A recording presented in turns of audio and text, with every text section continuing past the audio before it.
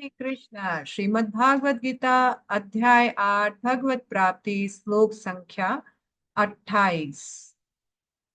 वेदेषु यज्ञेषु तपसु च एव दानेषु यत्पुण्यफलं प्रदिष्टम् अत्येति तत्सर्वमिदं विदित्वा योगी परम स्थानमुपेति चाघम्। जो व्यक्ति भक्ति मार्ग स्वीकार करता है वह वेद अध्ययन, तपस्या, दान, दार्शनिक तथा सकाम कर्म करने से प्राप्त होने वाले फलों से वंचित नहीं होता है। वह भक्त मात्र ही भक्ति संपन्न करके इन समस्त फलों की प्राप्ति करता है और अंत में परम नित्य धाम को प्राप्त होता है।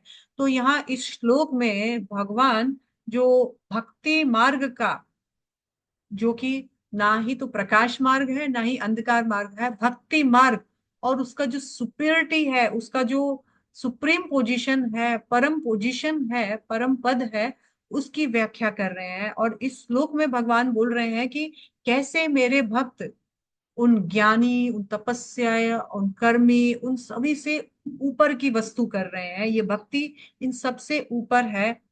भगवान बोल रहे हैं कि इस पथ को अगर मेरे भक्त जो फॉलो करते हैं, इस भक्त पाथ को फॉलो करने का रिजल्ट क्या है, तो मेरे भक्तों को उनकी उन्होंने जो किया है उसका फल भी मिलेगा। जो नहीं किया है, कर्मी ज्ञानी योगियों के द्वारा जो इतने घोर तपस्या के बारे में करने के बाद भी जो नहीं मिलता है, वो आध्यात्मिक धाम मिलेगा, मेरा धाम मिलेगा, वैकुंठ मिलेगा।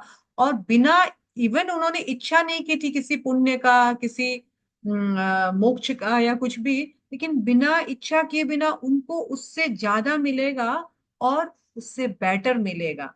तो यहाँ भगवान बोल रहे हैं कि भक्ति योग का पालन करने से हमें किसी भी प्रकार के फलों से हम वंचित नहीं रहेंगे। हम नहीं करेंगे तो भी मात्र भक्ति योग का पालन करने से ही हमारा मंगल हो जाएगा। हमें सभी प्रकार के जो चार पुरुषार्थ है, धर्म अर्थ काम मोक्ष, प्राप्त होंगे। सभी प्रकार की ब्रह्म विद्या हमें मिल जाएगी, सभी प्रकार की सिद्धियां, सभी प्रकार का सक्सेस, नेम फेम, सब कुछ मिल जाएगा।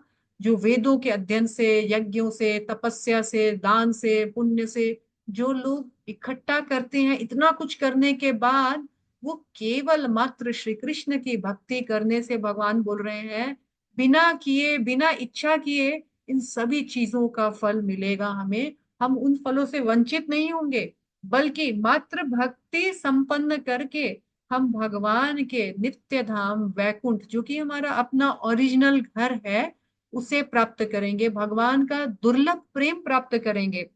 भक्ति के बिना हम कुछ भी प्राप्त नहीं करेंगे, पर भक्ति करके हम सब कुछ प्राप्त कर सकते हैं। ये यहाँ पर भगवान हमें कृष्ण भक्ति का जो सुंदरता है, जो सौंदर्यता है, उसके बारे में बताते हैं कि एक स्ट्रोक में ही सब कुछ हम प्राप्त कर सकते हैं। कृष्ण भक्ति वर्ण आश्रम धर्म के जो सिद्धांत हैं, जो नियम है, उससे ऊपर हमें पहुंचा देता है।